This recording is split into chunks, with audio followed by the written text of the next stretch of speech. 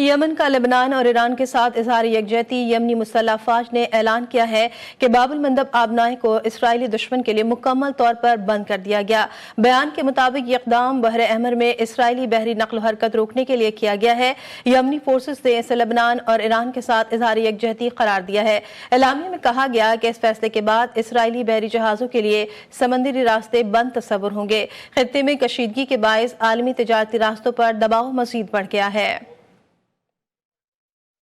تمام صورتحال پر تجزیہ لینے کے لیے ہم نے رابطہ کیا ہے بین الاقوامی امور کے ماہر سینئر تجزیہ کار سید نثار مہدی صاحب سے۔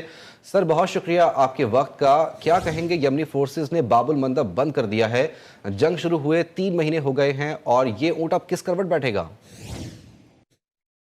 جی دیکھیں، یہ جو حالات ہیں اس کے خدشات بہت زیادہ موجود تھے کہ اسرائیل کی جانب سے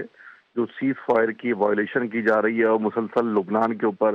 جو حملے کیے جا رہے ہیں، وہ اس امن معاہدے کو اور اس امن کے جو منصوبے کو مکمل طور پہ سبوتاژ کر دیں گے، کیونکہ امریکہ چاہتے نہ چاہتے ہوئے بھی اسرائیل کو کنٹرول کرتا ہوا دکھائی نہیں دیتا۔ اور آئے روز لبنان اور جنوبی لبنان پر ہونے والے اسرائیلی حملے کو ایران نے اپنی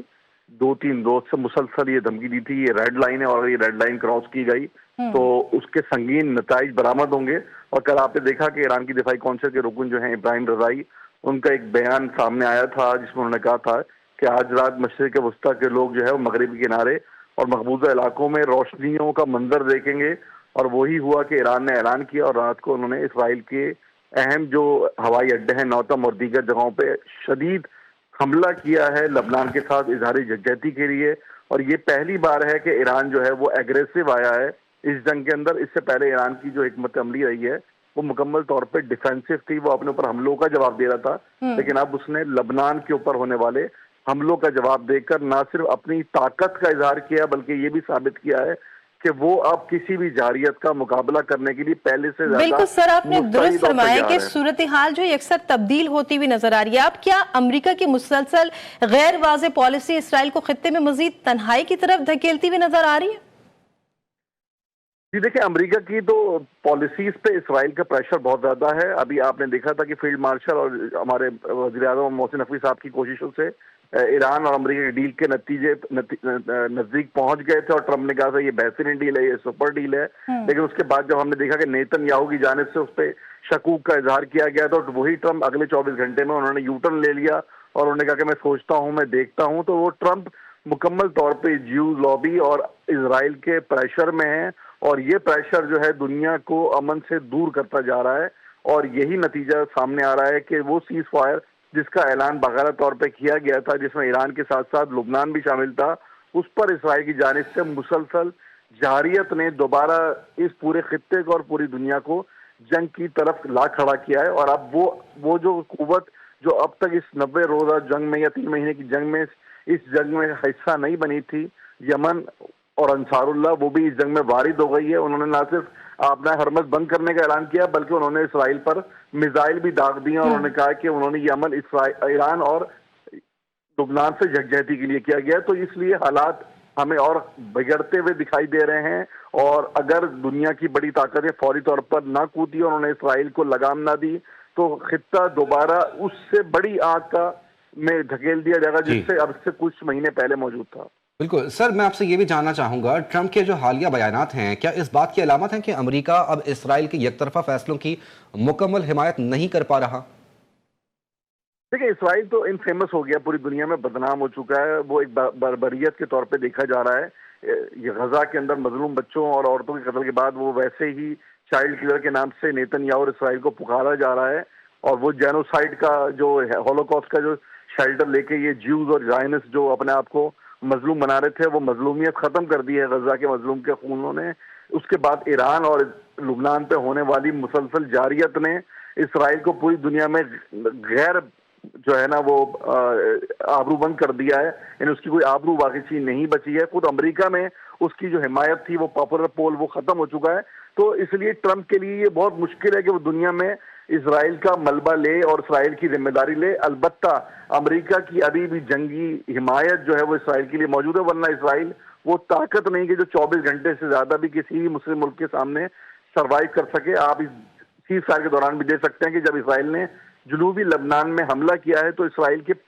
کے خلاف حزب اللہ کے $500 مالیت کے جو ڈرونز ہیں جو اپنا آپٹیکل فائبر سے جو آپریٹ ہو رہے ہیں، انہوں نے تباہی مچا دی ہے اور اسرائیلی فوجیوں کو چھپنے کی جگہ نہیں مل رہی ہے کہیں پر بھی. تو اسرائیل تو اتنا کمزور ملک ہے. ٹھیک ہے سر، یہ بھی فرمائے گا کہ جس طرح سے ایران اور مزاحمتی قوتیں رد عمل دے رہی ہیں، آپ کیا سمجھتے ہیں، کیا خطے میں طاقت کا توازن جو ہے وہ تبدیل ہو سکتا ہے؟ خطے میں طاقت کا توازن تبدیل ہو چکا ہے. اس جنگ میں جس میں امریکہ جو ہے ایک پورے بھرپور طاقت کے ساتھ آیا اور وہ اپنا ایک ہدف بھی پورا نہیں کر سکا سوائے ان کی شخصیات کو جو خاموش تھیں، جو اپنی میٹنگ میں مصروف تھیں یا اپنے گاؤں میں مصروف تھیں، ان کو قتل کرنے کے، وہاں پہ انفراسٹرکچر کو تباہ کرنے کے، وہ ان کی فوجی قوت کو ختم کرنے میں مکمل طور پہ ناکام رہا ہے. اگر امریکہ اپنے دعووں کے مطابق کامیاب ہوتا تو آج ایران اسرائیل پہ حملہ کرنے کے قابل نہیں ہوتا. امریکہ ایران سے مذاکرات نہیں کر رہا ہوتا بلکہ وہاں پر ایک اپنا پپٹ رجیم جیسے اس نے وینیزویلا میں بٹھا چکا ہوتا. تو طاقت کا توازن تو مکمل طور پہ تبدیل ہو چکا ہے اور اب جو ہے وہ اسٹریٹ آف ہرمز کے بعد جو ہے وہ باب مندب بھی جو ہے وہ دنیا کے لیے ایک نیا جھٹکا ہے اور دنیا کی معیشتوں کو جو سہارا ملنا تھا وہ دینے کی بجائے امریکہ نے اس کو ایک نئے کرائسس سے دوچار کر دیا ہے. بالکل ایسا ہی ہے، نئے کرائسس سے سر دوچار کر دیا ہے. سر یہ بھی جاننا چاہیں گے آپ سے کہ ایران کے جوابی اقدامات کو دفاعی قرار دینے کے باوجود اسرائیل کی جارحانہ حکمت عملی کو کیسے روکا جا سکتا ہے؟ دیکھیں، جب تک امریکہ اس کی کھلی سپورٹ نہیں بند کرے گا اور اسرائیل کو لگام نہیں دے گا امریکہ اور مغرب، تب تک اسرائیل کی ہٹ دھرمی نہیں رک سکتی، کیونکہ اسرائیل امریکہ اور مغربی طاقتوں اور چند خائن مسلمان ریاستوں کے بغیر کچھ بھی نہیں ہے. وہ انہی کی مدد، انہی کے تعاون سے جو ہے وہ یہ کاروائیاں کرتا ہے، دنیا بھر میں بربریت کرتا ہے، انسانیت کا قتل کرتا ہے. غزہ وجہ آپ دیکھیں نا، ابھی بھی روزانہ کی بنیاد پہ وہ غزہ میں بمبارڈمنٹ کر رہا ہے، مغربی کنارے میں مختلف جو فلسطینی سیٹلمنٹس ہیں اس کو تباہ کر رہا ہے اور وہاں پر جو ہے نئی جیو سیٹلمنٹ بنانے کی اقدامات کر رہا ہے. تو ایسے وقت میں دنیا اگر خاموش رہے گی تو اسرائیل کی بربریت بڑھتی رہے گی اور اس کا صرف جواب یہی ہے کہ طاقت کا جواب طاقت سے دیا جائے. اور ایران اور حزب اللہ نے یہ راہ اپنا لی ہے اور انشاءاللہ جو ہے وہ آپ دیکھیں گے اسرائیل کو مزید جو ہے اس جنگ میں ہزیمت کا سامنا کرنا پڑے گا اور اس کا جو آخری جو طاقت کا غرور ہے وہ بھی خاک میں مل جائے گا. ٹھیک ہے نثار صاحب، آپ کیا سمجھتے ہیں کہ اب جنگ صرف ایران اور امریکہ کے درمیان نہیں بلکہ پوری خلیجی خطے اور استحکام کا مسئلہ بنتی جا رہی ہے؟ جتنا اس کو سلجھانے کی کوشش کی جا رہی ہے، مسائل حل کرنے کی کوشش کی جا رہی ہے، معاملہ بڑھتا ہی جا رہا ہے. دیکھیں، جب ایک ڈیل میچیور ہوتی ہے پاکستان کی کوششوں سے اور چین کی سپورٹ کے ساتھ اور دنیا کے دیگر ممالک کی محنتیں اس میں شامل ہوتی ہیں، تو ٹرمپ اس کو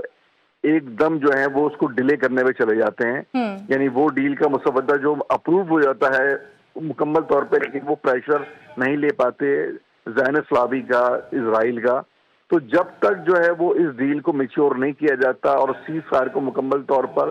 عمل درآمد نہیں کیا جاتا تو دنیا کی امن کی آپ کو وہ ایک سیراب نظر آئے گا، اس کی کوئی پاسبلٹی نظر نہیں آئے گی. اس لیے دنیا کی جو طاقتیں ہیں، قوتیں ہیں، ان کو چاہیے کہ وہ اس ڈیل کو انشور کریں تاکہ دنیا میں امن آئے اور وہ کووڈ کے بعد جو اکنامیکل کرائسس نے دنیا کو مکمل طور پہ جولٹ کیا تھا وہ اس کرائسس سے دنیا نکل سکے جو مڈل ایسٹ میں کرائسس ہے. اور یہ کرائسس نہ صرف ایک جنگی کرائسس ہے بلکہ ایک بہت بڑا اکنامیکل کرائسس ہے. دوسری اہم بات ہمیں سمجھنے کی ضرورت ہے کہ پیٹرول کی شارٹیج کے ساتھ ساتھ یا اس کے پرائس ہائیک کے ساتھ ساتھ اس وقت گیس کا بڑا بحران جو ہے دنیا میں